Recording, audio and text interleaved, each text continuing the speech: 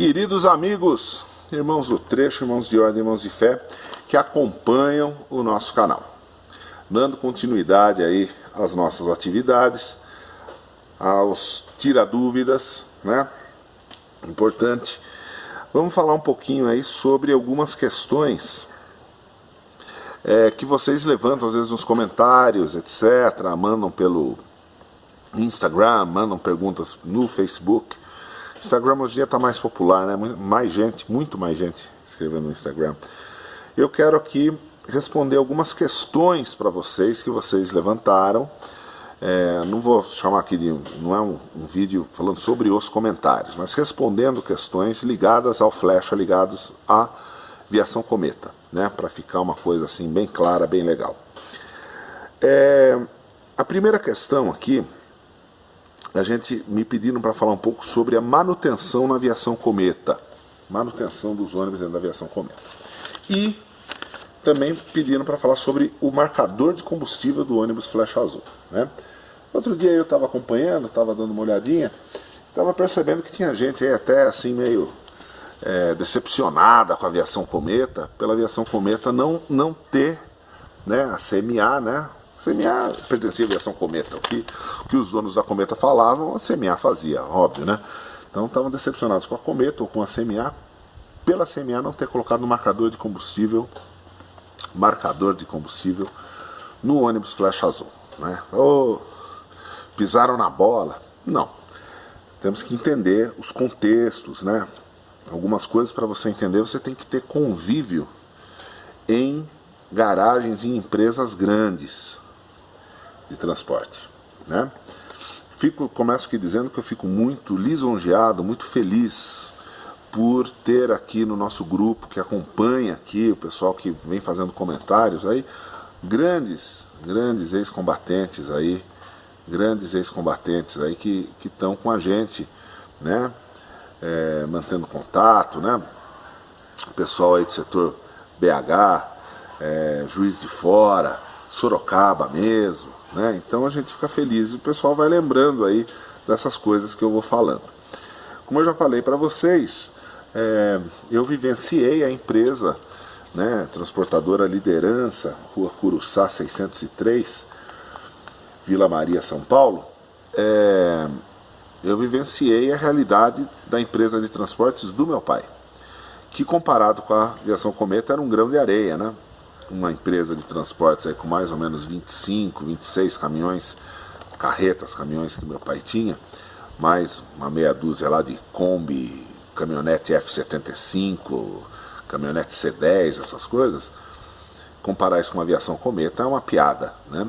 E ainda assim uma empresa, que na verdade nós sabemos que uma empresa desse porte que eu acabei de falar é uma empresa forte, é uma empresa grande, que era a empresa do meu pai, ainda assim ali dentro existia uma série de práticas de trabalho que algumas questões que num veículo particular são necessárias, ali se tornam dispensáveis. O marcador de combustível é um deles, na verdade, especialmente na maneira que a Aviação Cometa trabalhava. Em cada linha, a Aviação Cometa já sabia quantos quilômetros que era do ponto A ao ponto B. E, portanto, a Aviação Cometa já sabia quanto que precisava preencher de diesel no tanque para poder fazer a linha. Sorocaba, por exemplo, que eu tenho informação mais quente, é de Sorocaba. Em Sorocaba, o mesmo diesel que era colocado para a linha Castelo Branco era colocado para a linha São Roque, Raposo Tavares. Então rolava muito isso daí, eu não duvido, que era assim que funcionava. Saía de Sorocaba o carro, ele fazia Sorocaba, São Paulo, via São Roque. Tá? O carro ele não vinha de São Paulo, ele vinha de Sorocaba. Sorocaba, São Paulo, via São Roque. Quando ele fazia Sorocaba, São Paulo, via São Roque, ele ia, chegava na Barra Funda, tinha o tempinho lá e já tinha o horário de volta.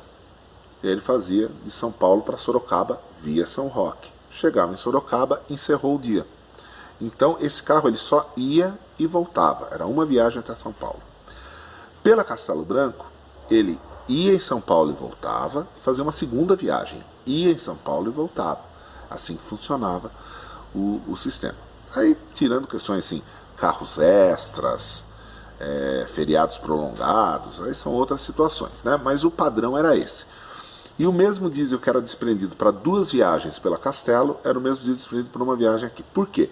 Quem é antigo do trecho, eu até tenho a felicidade de alguns combatentes e ex-combatentes aí, que chegaram a trabalhar com flecha, mas trabalharam com flecha agora, já, 2003, 2004. Aqui o tempo voa, né, gente? 2003, 2004 são 16, 17 anos atrás, né?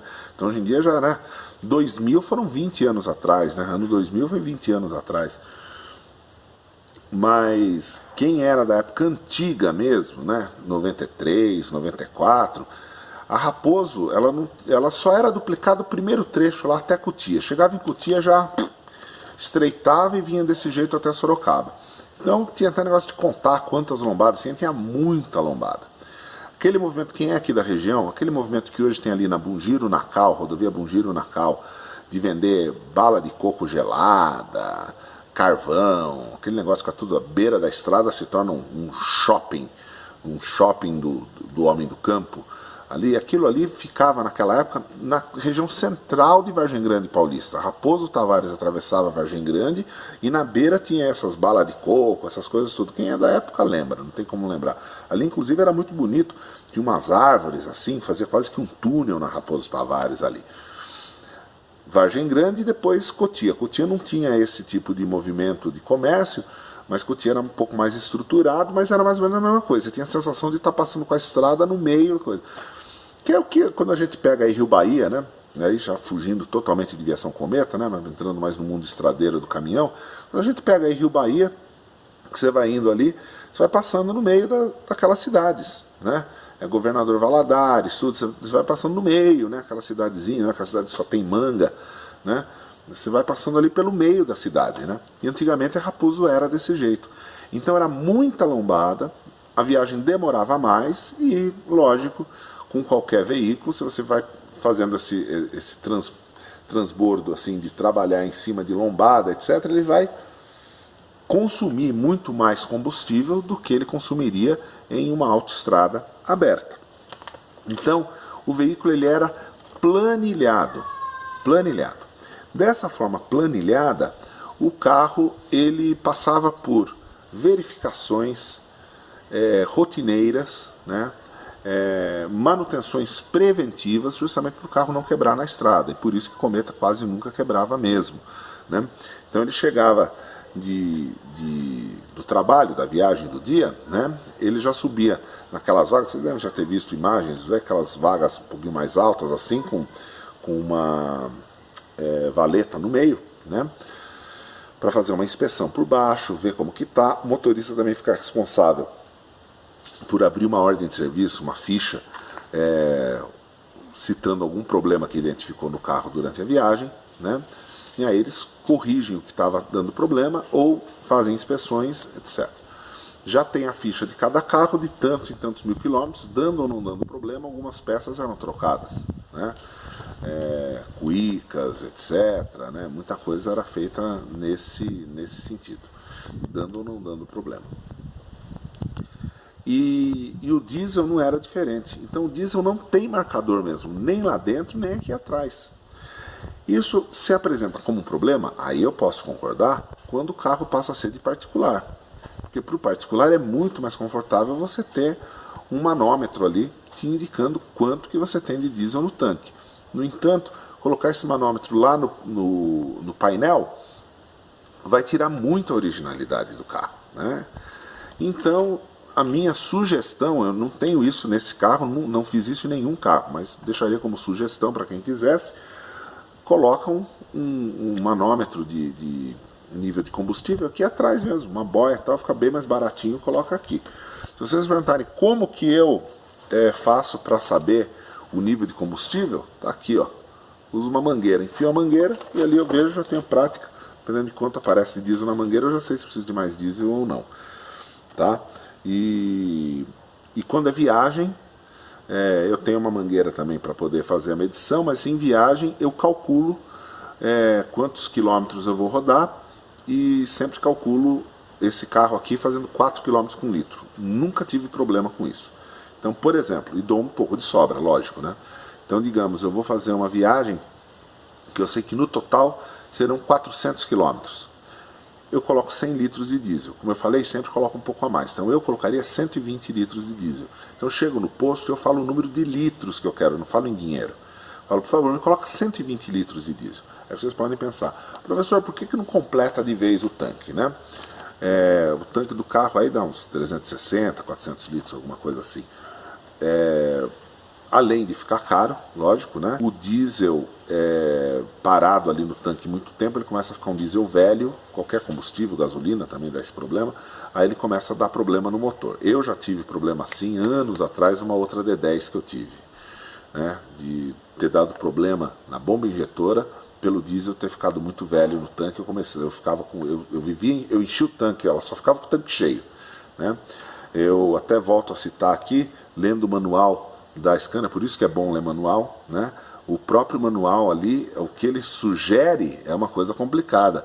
Ele fala, em épocas de inverno, todos os dias ao chegar na garagem, complete o nível do tanque para que não crie,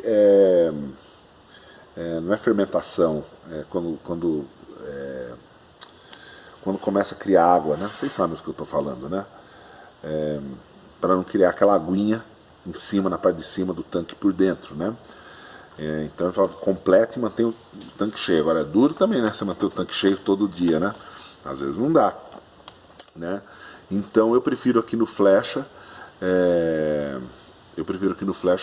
andar com menos combustível. Eu sempre ando com mais ou menos de 1/4 para meio tanque. E aonde eu vou, eu coloco diesel. Então toda vez que eu vou sair com ele, eu coloco diesel. Então já é minha parada obrigatória, é no posto. O que eu faço às vezes, quando eu estou com uma atividade séria, vamos viajar com mais pessoas, tal, o que eu faço às vezes é no dia anterior eu já completo. Aí no dia seguinte é só pegar a estrada, né? Isso sem problema nenhum, tá?